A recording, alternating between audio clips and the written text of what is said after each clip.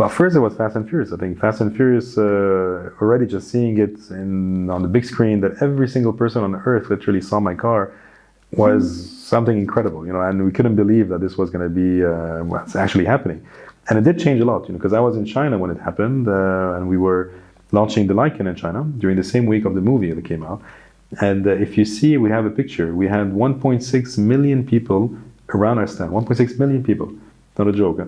So they had to shut down the motor show just because people were trying to get next to the Lykan, and you have 20, 30, 40 layers of people, of men, and had to get the police to get them out so we can actually leave in the evening, which was unbelievable. Welcome to Conversations with Lulu. My guest today is an innovator par excellence. Debbas is the founder and CEO of W Motors, the first manufacturer of high-performance luxury hypercars in the Middle East.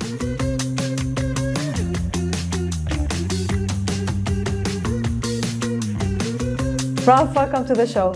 Thank you, Lulu. Good to be here. So tell us, how did you get inspired to start W Motors? It goes way back. As an entrepreneur, I'm sure you know, you're born with something, a passion that's born in you. So ever since I was a kid, I used to always play with cars. I knew that I want to do something with cars. The passion was there. I didn't know what exactly it was. And then bit by bit, the more I started, dreaming about the future, about future cars, about designing something in the future, I discovered that there is something called Automotive Design, which is a major that we're not familiar with in the Middle East. It was in England, so I applied for that. And I went for it. I just went for it. I come from a family of entrepreneurs as well. So my father, my grandfather, my uncles, all of us are entrepreneurs. They're all self-made. They created their own dreams, whether they succeeded or not, but they made it their own thing. And I was brought up in this environment, just go for it, try it out, dream big, and you'll see, you're still young, you can always try again. And this was my push. So I went for it and I became a car designer. I became one of the first Arabs to graduate with the car design masters. And I started W Motors when I was there because I had some time to reflect on what I want to do. Is it designing a car? Is it being a designer in a big brand, a big company, like all kids, want to be? Or is it just something even bigger and bigger than that? And I realized that the challenge isn't enough if it's just designing a car and waiting 10 years to maybe see a door handle that I designed on a car. But if I take things in my own hands, maybe I could make something different, which is bring the industry to the region. And this became my challenge, this became my goal, is build the industry from scratch, from the ground up, bring it to the Middle East and fight for it. And I put a 20-year timeline for that. So it's gonna happen one day. And we did it in 15 years. So it was a big challenge, building a brand, building the whole thing. So exciting, such an amazing adventure. And that's how it started. So one thing after the other and started coming together. Okay, so the fact that you come from an entrepreneurial family, you think helped you? Absolutely, in taking that risk? Because you could have worked anywhere, right? Yes and no. I could have worked anywhere if I had good grades, but I was really bad at school. So I couldn't get to good universities. In the region we're brought up as you have to be an architect or a doctor or a lawyer or study business. I couldn't get to any of these schools, because I was just an average student at school because I was a dreamer. I was always a dreamer. So I started the graphic design and then I said, let me see, either working in a graphic design company or maybe doing my business one day. And I just went for the second, which was the push, and this is what brought me here sitting in front of you today.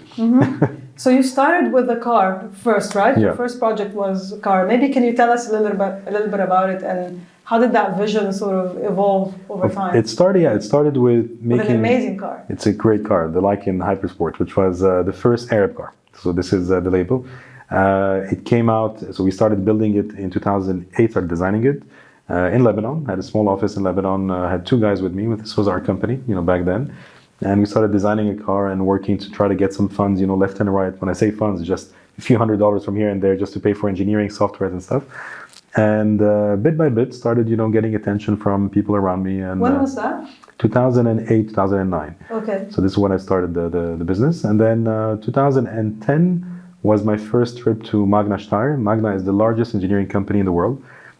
They produce over 50% of the cars that you see on the road today. Oh. And I just sent an email out saying, I want to build this car, can you help me out? And they replied back 4 days later or 5 days later, saying, oh yeah, we remember you, the crazy kid from the Middle East that came to see us in Geneva in 2005 or 6, that wants to build that car. So next thing you know, I was on a plane all alone, a young kid. I was 20 years old, 21 years old, 20-year-old. I had a sketch, I had a business plan that I did myself. And I went to meet the executive of Magna Steyr in Austria, all by myself. And after 2 days of meeting, I convinced them to be part of this dream and to help me build the first Arabian car. And that's how the adventure started. So I started going from Austria to Italy to Germany, try to meet the suppliers, see how I want to do it. Back then, I had no money still to make it, but I was sharing the dream. Everybody was part of it. Okay, but for those of you who haven't seen the Lykan for any reason, this is a supercar. It's a hypercar. A hypercar. Yeah, Please, can you explain the difference? Even beyond, yes. Supercar is we have sports cars, which, let's say, an example, sports car is a Porsche Carrera, or let's say, I don't know, like something in that category. Okay. A supercar is something a bit more than that. It's like, let's say, a Ferrari F12, or something that's a bit more exclusive and a bit faster and powerful and designed that's crazy. And the price range. Bugatti? No, Bugatti is a hypercar. Hypercar. Okay. So hypercar is defined by performance, power, uniqueness, and price, and design altogether. There is no definition, like say, actually, what a hypercar is, but it has to be unique and different. So the Lykan was built to only 7 cars in the world. Yes, and the price point. It was the most expensive car in the world back then when it came out in 2012. So $3.4 million, and only 7 cars were made. So the whole aspect of it became a hypercar from day one. Okay, and but why that car? Like, why build a hypercar? I wanted to start with a bang. You know, we had to bring attention to us in the Middle East. You know, because you cannot make another random car, another average car. Nobody's going to look at you. Nobody's going to hear about it and talk about it. So I wanted to come up with something that people will, you know, focus on. Say, okay, that something's happening in the Middle East, whether it makes sense or not. Putting diamonds in the lights and reverse doors and floating holograms and stuff like that, which is amazing, by the way. But everything about it was unique, from the price to the design to the limited edition, everything. And this got the attention from people working. And then having the multinationals support such a project, such as Magna and Roof and all the big groups, this gave the credibility to the project. That we're not just amateurs in the Middle East trying to build a car. No, we built it in the real process. It was 5 years of development, engineering, crash test, certification, biggest multinationals, and here it is, you know, the $3.5 million car that came from the Middle East. So this was the story, the beginning of it. And then things started evolving from there, you know, from... So how did that evolve? So the Lykan was the first, and I think the biggest, let's say, stardom for the car was Fast and Furious 7. So this was an unexpected thing, which got us... How did that happen? They actually reached out to us. People think it was a product placement, but trust me, a small company like ours back then, we cannot afford to be in a movie like that. They actually paid us. It was the most incredible deal that people don't even believe till today. You know, we were under NDA for 5 years. We couldn't talk about it, but so they paid us big amount of money to be featured in the movie. They had to rewrite the whole script around the Lykan, which is unbelievable. They bought 10 cars from us, and one of them I still have in our showroom, which you can come and see it. It's really beautiful. One of their actual stunt cars. And we have a lifetime royalty deal with them. So we keep on working with them, you know, in merchandise and toys and stuff like that. So it's really something unheard of in the industry before. But this got us the attention of the global market. So people saw it in the US, in China, in Asia, in Europe. And this became the brand, you know, this supercar, you know, Hollywood celebrity car.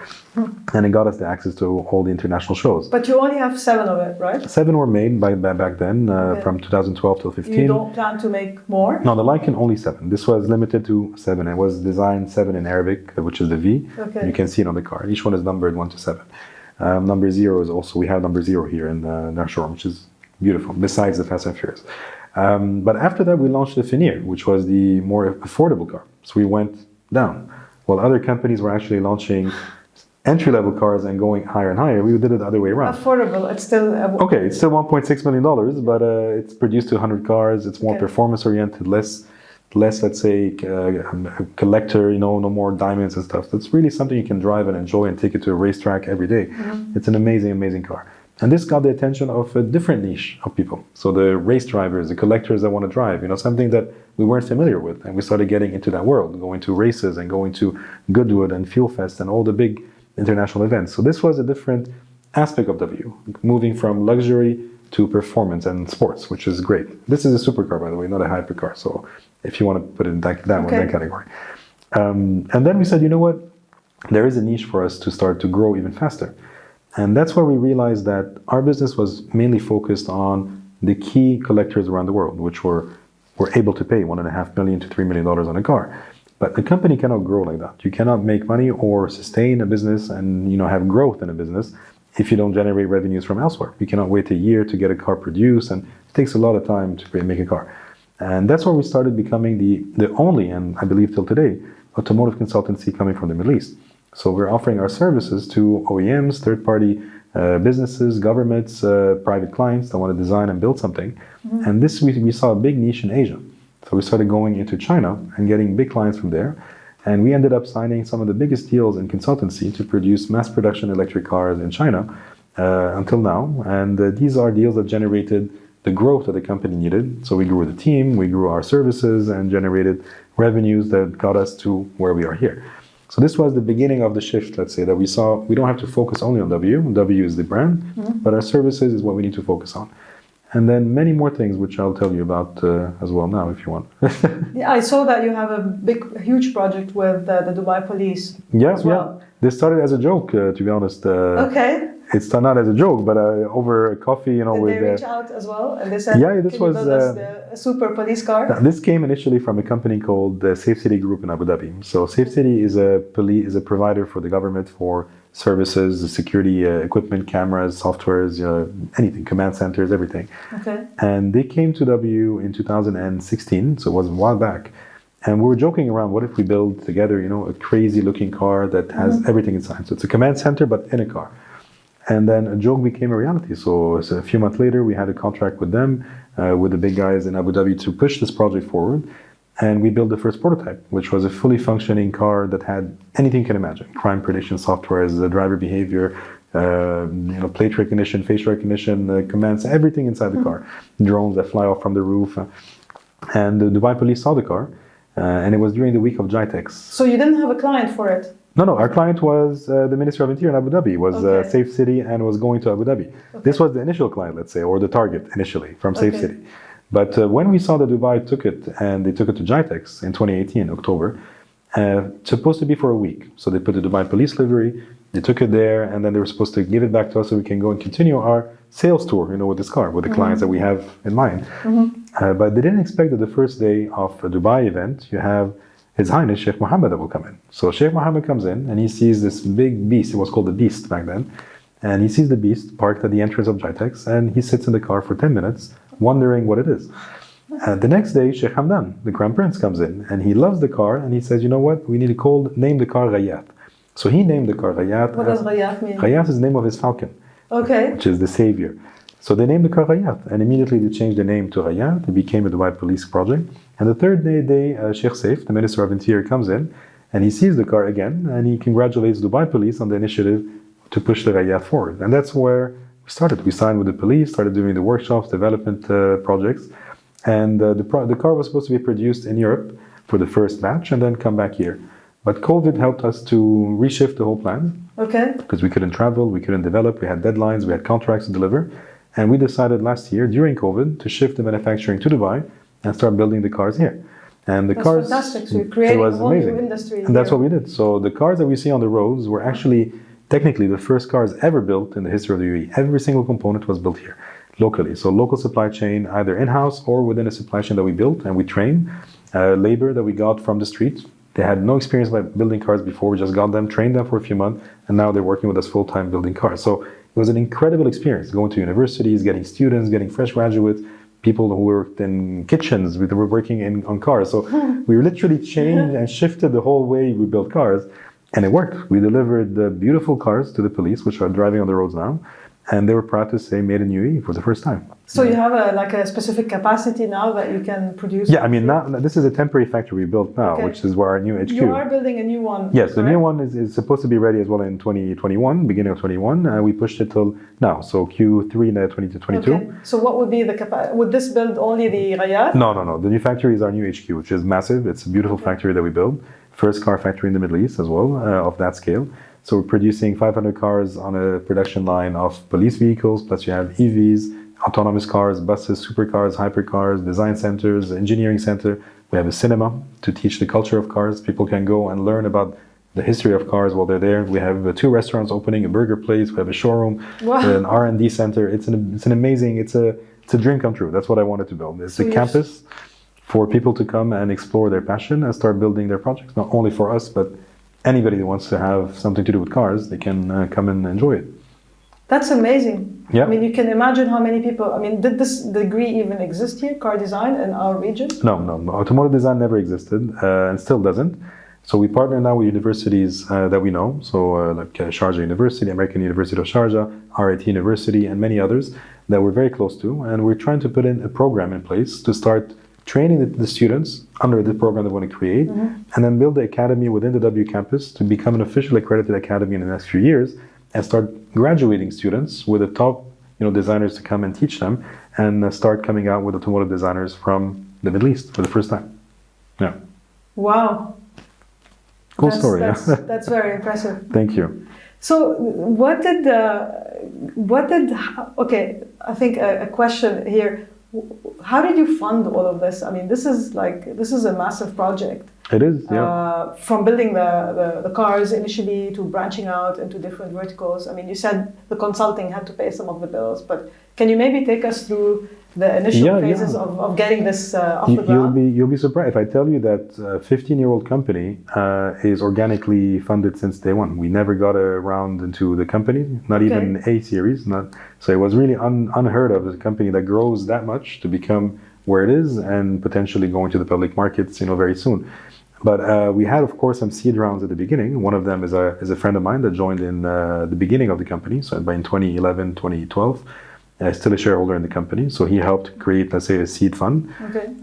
Then it was the family that helped a bit, and the business that we created just to generate. And then from 2017 onwards, the company was self-funded, with cash positive and creating and profitable from day one, from 17, which is amazing. So we're reinvesting our own funds into the company to grow where it is. The factory is built by our own funds, imagine. So we didn't even get a loan from the bank to build a car factory.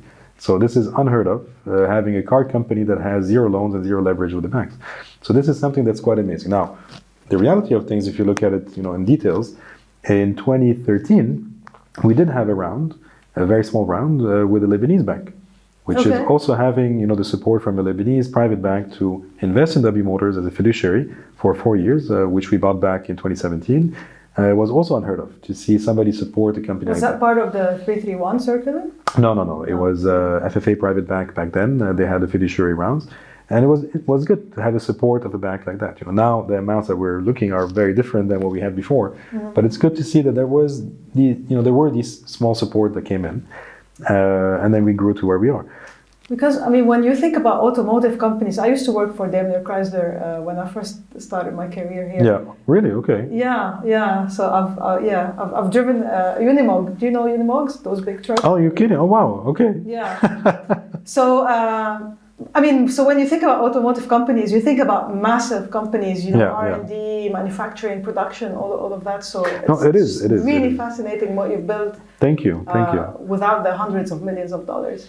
Yeah, I mean, no, we didn't say we didn't spend this much. We did maybe, but it wasn't. I mean, the story is really, and I'm really proud, to know that we really calculated everything we're doing, and we never went into something which we knew we couldn't do. So every time we're announcing something, because we knew we could cover it and fund it and then take it to the next level.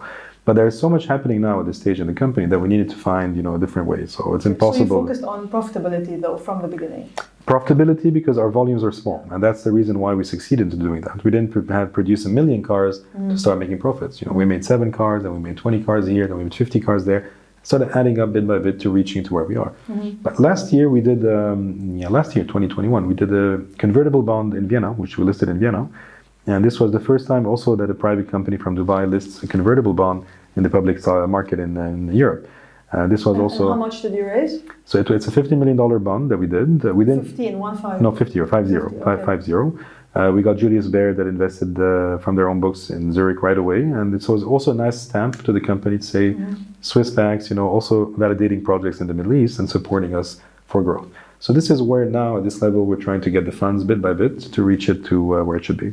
What do you think about the new companies that are, especially the electric vehicle companies that are coming up, like Rivian, for example, raising? I love it. So, I mean, but they're raising like massive amounts of money. It's not about raising. It's about, there's a SPAC hype that's happening in the past. I don't know if you're familiar with the SPACs. Yes.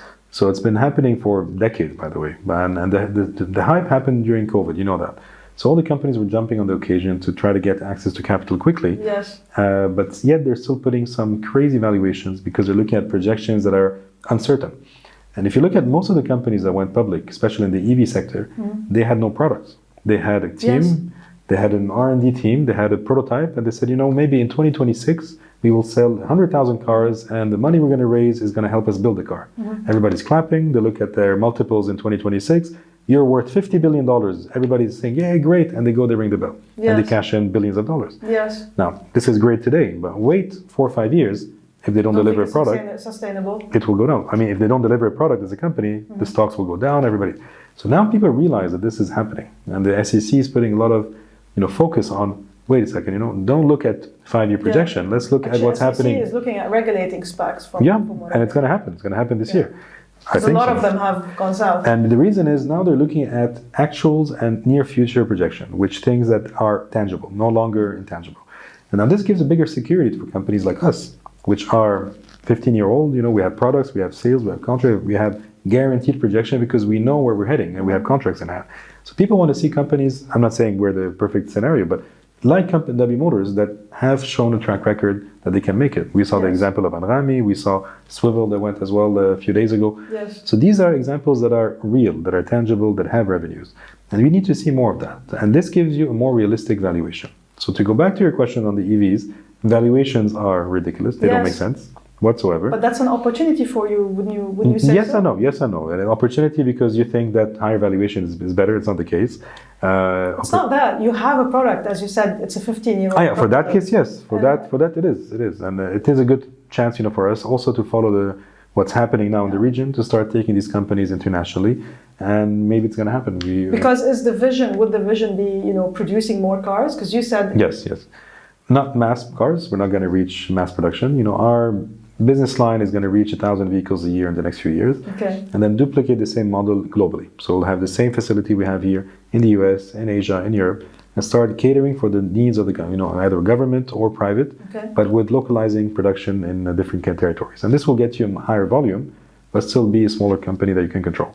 And the focus would be on luxury performance cars and hyper cars? Not necessarily. I mean, we have the performance and luxury, which is going EV, by the way, so it's going to be full electric in the next year. Then you have the government and security and police and unmanned vehicles, which is a big chunk of our business currently and moving forward. Then you have the consultancy side, which is designing and producing engineering for other parties. And you have the technology side, which is NFTs and Metaverse and experiences in the back end. So these are many things that we're working on in parallel. We'll talk about that a little bit as well. So before we get there, out of curiosity, we always, when we talk to entrepreneurs today, successful entrepreneurs, we look at where they are and not necessarily, we don't know how they got there. So how did your to-do list look like initially in the early days? Do you remember? Like what were you working on? What was your focus back then? Back then it was, I never thought, that we're going to be producing police cars that are driving on the road or developing technologies for the governments. And how do you prioritize them? Now everything's priority, to be honest. Now everything is the same importance as anything else. But back then, when I started, it was only, I want to make the best supercar in the world. We're all boys when I make something fast and that looks cool and expensive. But it was never about something else. And bit by bit started saying, okay, where's the best, product that we can generate more revenues from, or what is going to get us more exposure, or give us access to different territories. And this is where we focus on now, creating a product that's affordable.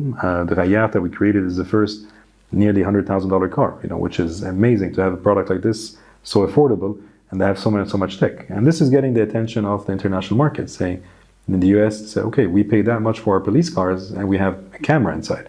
You guys are giving me endless lists of technologies for similar pricing. Now I'm interested to look at this company. So this is what we need to focus on in our to-do list. But can you sustain that demand basically if you do win a big contract?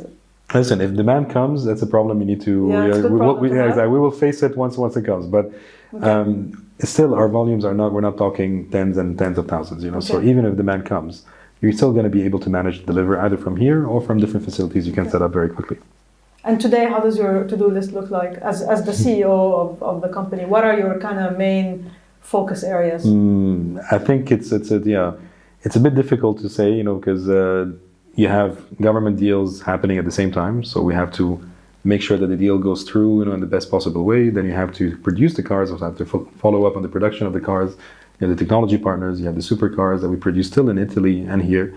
That I still have to overlook. And then you have the technology part, which has to be set up in a proper way. We have the factory under construction that I have to overlook every day and go 5 times a day to the site to make sure everything is on track. The machines that you have to order. And we have the financial part of the business, which is taking a big chunk of our time now, as we're doing a lot of financial restructuring as well for the next 6 months, which needs to be handled. So my schedule, when I say is pretty, I'm not saying it's busy, I'm just saying it's a bit everywhere. So I try to make sure I can cover everything as much as possible, yeah.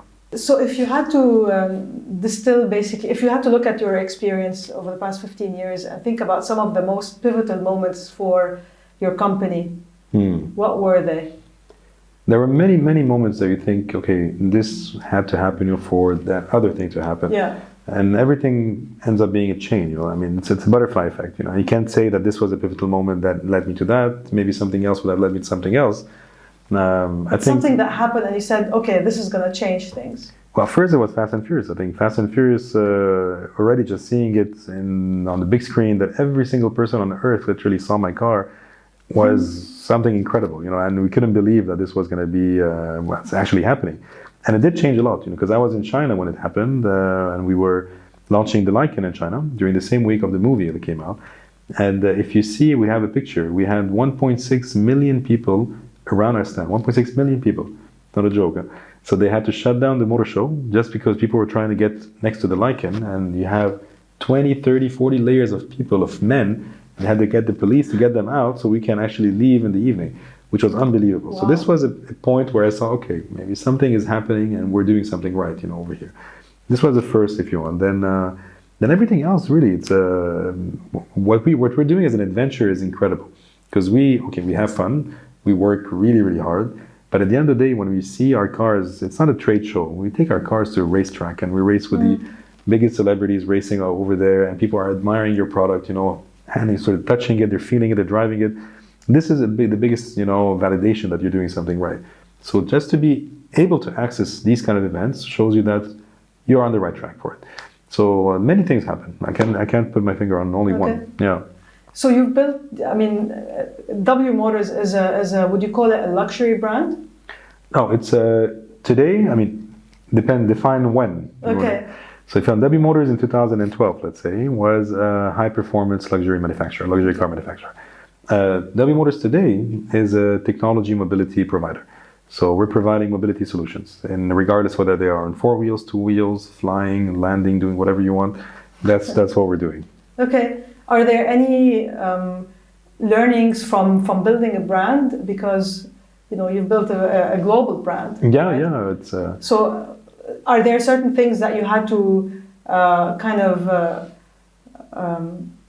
how do you say, protect? With everything you can. Were you protective over your brand? Were there certain things? It's very difficult because and it's a good point you mentioned, Amy. Because not only are we coming from the Middle East, which internationally, people always have this misconception, that we're the Middle Eastern company that's trying to enter the American market, the European market, especially in the car industry. We have to fight, to prove that our product's there, but we had to also build our brand at the same time. So it was really a challenge from everywhere.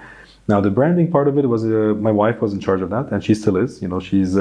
She works with us. She's a managing partner in the company as well. Okay. So she was in charge of anything related to PR, and she was very protective into creating the brand into where it should be today. So I'm really thankful for that. Because it is a luxury. It did start as a luxury brand. It did, and this was the cachet. Yeah, this was the image we wanted to bring to try to compete on the international scale. And she did a great job, her and the team to do it. But at the same time, the brand, there's a key element to it, because people tend to do a startup, start their business, and they forget about the branding part of it. They're so focused on what they do is that, okay, 5 years later, we created this thing. By the time they go out, nobody knows what they are. And we did the other way, the opposite. I started building the brand from day one, even before the car was created. There was a show called, and you can still see it actually, it's called The Making of a Supercar. So we got a German TV to follow me all around the world. Don't ask me why. It's not because I like to be filmed, but I figured that one day we're going to look back and look at the archives. But I didn't know that these documentaries were actually bought by big channels and networks to build the first Arabian supercar, episode 1, 2, 3, and 4, so 30-minute videos. And this started off how we got to creating the Lykan. So it was even before that.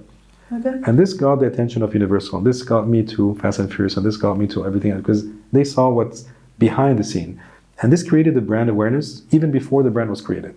And I think this is very important for anybody doing their companies to start working on the brand, get the hype, get the people to understand it, what's the message, what's the meaning, what its values are, what the values are, and then the product will follow and people understand it even more and more and more. And this is what we did. So I think this was very important, yeah.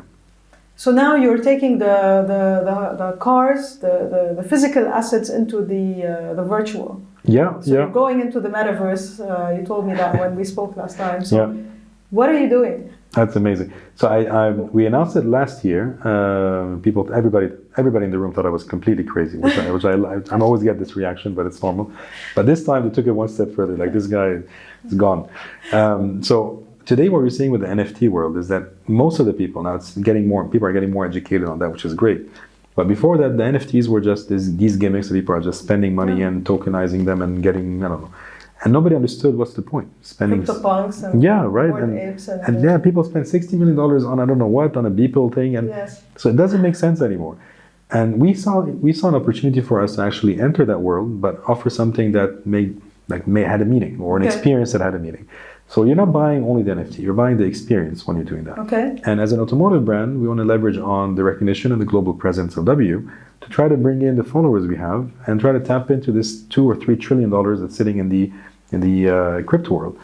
And we created the X Packs, the Experience Pack 1, the Experience Pack 2 or 3. Okay. So the X Packs is when you go to our website or you go to buy a car in our dealership or in our showroom, you can either buy the real cars, so the real W Motors cars, where you can customize, you build. How can you buy them? Are they all sold? No, the Fenyrs, you mean? Yes. How many Fenyrs do you have? No, Fenyr is still in production for the next 3 years. Oh, Fenyr right. produced so it's only the Lykan. The Lykan is gone. Yeah, no. Fenyr is currently in production. The Aquila is coming, or the WM03 code name. Sorry, it's coming out next year, and many other cars coming.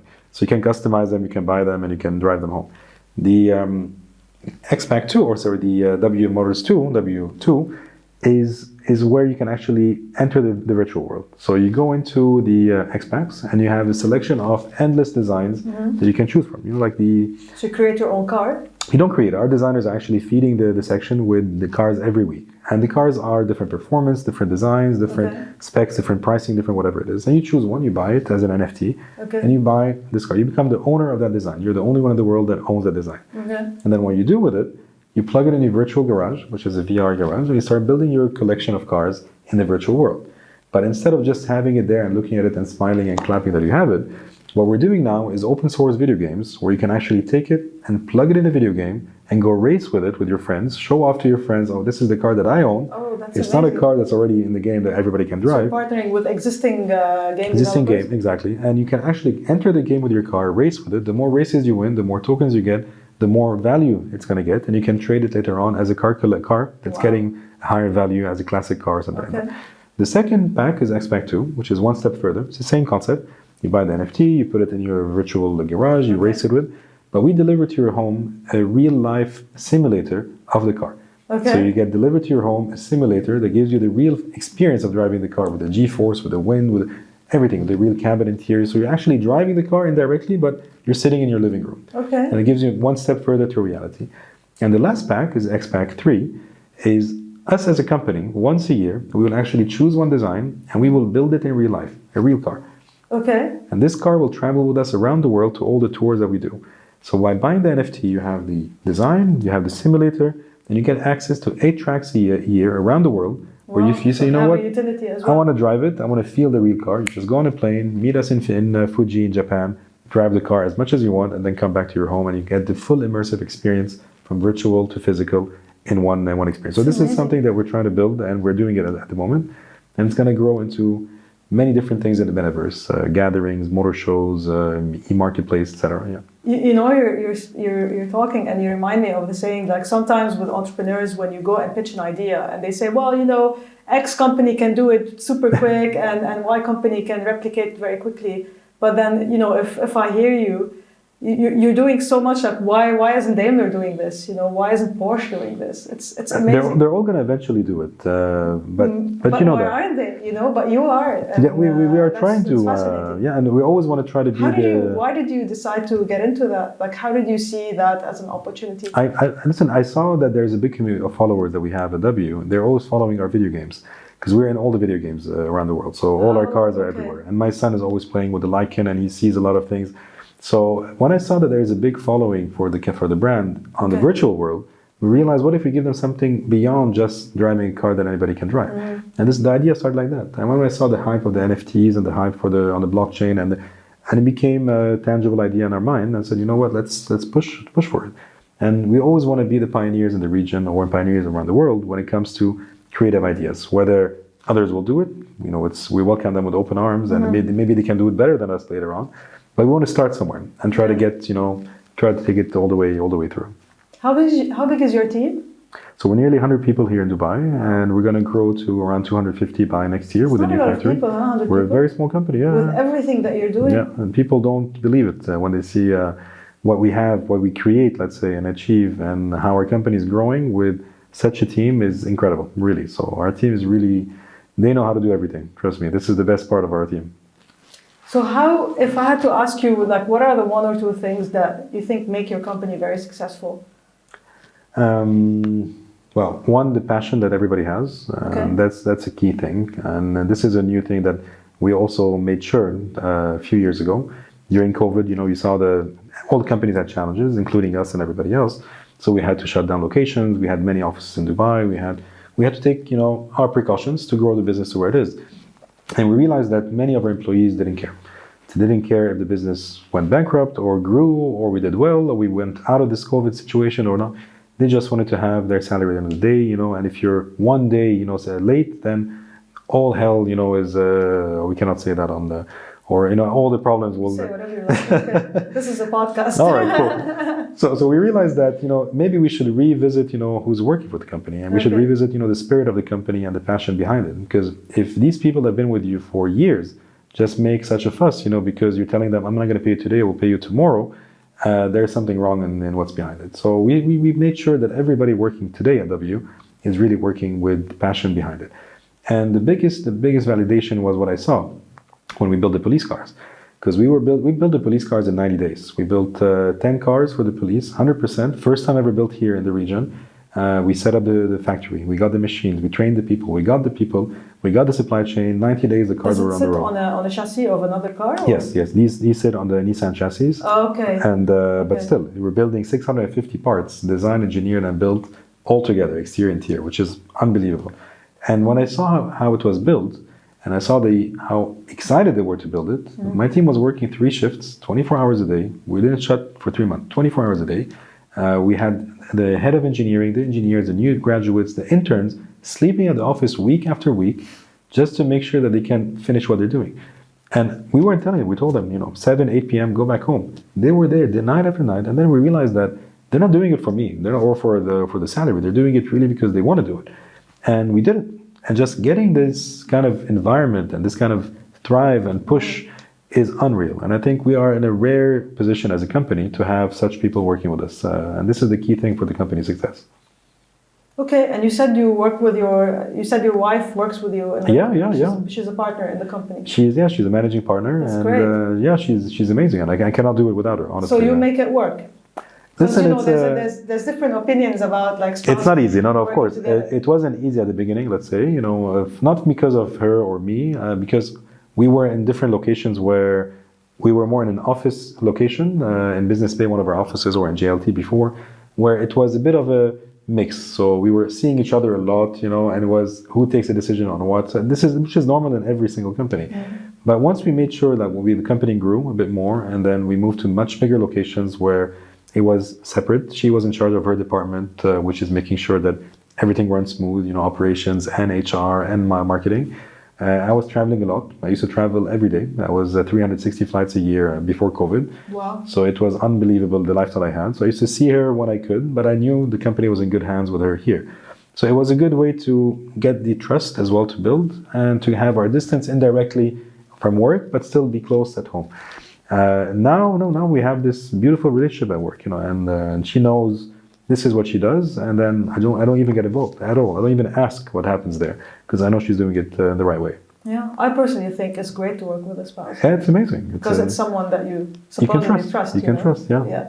So this is something we love, and my son has a new office now in our new factory. Okay. He's 6-year-old, so he asked for an office. So we built an office for him. So they're going to be my wife has her office, I have my office, and my son will have his office to start creating his dreams from a young age. So he wants to design his cars and build his cars. And he asked for an office with a 3D printer, and we're going to make sure to have it ready for him. Otherwise, I don't know what's going to happen. Well, you are designing for the next generation. Yeah, right? he has to be part of it, of course. That's great. Yeah. So a few more questions, I think, before we wrap up. Do you have any advice for entrepreneurs in general about taking a road and being successful, hopefully? Don't do it. No, I'm kidding. Don't do it. No, I'm kidding. It's listen. If you ask me, for instance, would I do it again? I don't know if I would say yes or no. Because it's such a difficult journey, to keep on fighting. But I would not do it. I would not change anything. If I was going to do it again, I would not change anything in my journey, even though you had the ups and downs and difficult parts. This is what you need to grow as an individual, as a person, and as a business as well. You cannot just have success and clap hands and be smiling. You need to face the difficult times, to be able to appreciate the better times that come after, even if they're small better times, but at least you say, okay, now I see something happening. But never give up. I think that's the key thing that all entrepreneurs always listen and hear and always say. But really never give up, because you never know where life is going to take you. Look at me, I was building a $3 million car, now I'm building police cars, and I'm building autonomous cars and EVs and drones, and nobody knows where the business is going to take you and where the demand is going to take you. Just be flexible and be willing to not let go of your dream, but grow your dream. It's not only this is what I want to do, but maybe you can do much more. And that's the most important thing. Would you characterize that as lack of focus? Because some people might say, you need to be focusing on one thing. I'm not saying you want to do. I'm doing a car today, and I'm selling cutlery tomorrow morning, and it's two different things. No, but related in the same business, but try to expand your ways, because many people tend to be very stubborn, especially entrepreneurs. Say, I want to do this, and I keep on trying, all my life until I make it happen. But maybe I'm missing the point. I have to do this and that and that and that, so I can get to that main dream that I have. So my dream was to build an industry. I started with a supercar, but I shifted all the way until I have my factory and my campus built now. So you have to try many avenues to reach the end goal. Yeah, I heard it today on a podcast. They said in entrepreneurship, the lows are very low and the highs are very high. Yeah, true. Yeah, I thought so too. I thought it's as well. Yeah. And it's amazing how wherever you are, no matter where or geographically you're positioned or located, entrepreneurs are entrepreneurs. We all face the same things and always say the same challenges. Yeah. But in the end, eventually, if you believe in your dreams and you're doing it right, it's going to be a success. On the investing in yourself point, because I believe that entrepreneurs are always learning. Yeah. Right. Is there something that you've consciously made in to invest in yourself, quote unquote, to get you where you are today? Well, I was always pushed to join mentorship programs, whether it was Endeavor, whatever it is, all these things. So I joined YPO a few years ago, the Young President Organization, which I was always, I don't have time for these meetings, or I don't have time for that. But it changed my life, let's say, on a business level and on a personal level. Because actually you get to learn discipline. You get to learn to be punctual. You get to learn to have, the discretion. So these are basic things that you think you know already, but you learn it in a different way. Okay. And this creates a better person for you as a person, as Ralph, and as a business owner as well. So these are things that I'm doing now religiously. So really following up. We have the forums. We have all these things that we do. And it helps a lot for anybody who's creating his business, who's running his own business, to be part of these programs, to start, growing as an individual. Okay, so you advised for entrepreneurs to join some sort of... Yeah, some sort, whether it is YPO or anything else. Yeah. It helps to get, it really helps you as a person. Do you consider yourself successful? I would not say I would consider myself, maybe people consider me successful, I don't know, but... How do you feel about it? But listen, of course, I would not say successful. I'm proud. There's a difference between proud and successful. Okay. For me, success doesn't mean anything. Well, yeah. But pride is what I'm most. I'm very proud. Whether people understand what I do or whether the company is doing well or not, but at least the fact that what we created and achieved from nothing, literally from nothing, is incredible. And I know it, and I really appreciate everything that we've done. And hopefully we have a lot of things happening soon, which is going to be really exciting. Yeah.